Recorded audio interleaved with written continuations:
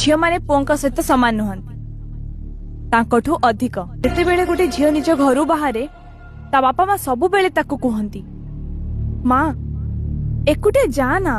काले तो देहरे कि चरित्र रे किछि दाग न लागू हेले केही भाबंतिनी कि सेई दाग लगेला बाला लोक गोटे पुओ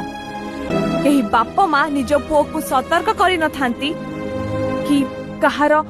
स्त्री कहार बहु कहार भौणी रो इज्जत को सम्मान दबु बोली आमे आम स्वाधीनता को एंजॉय कले उशृंखल आम सम्मान पाई लड़िले अपराध ताहेले स्वाधीनता पाई इंग्रेज को विरुद्ध रे खंडा उठैथिबा झांसी रानी लक्ष्मीबाई कोन उशृंखल अपराधी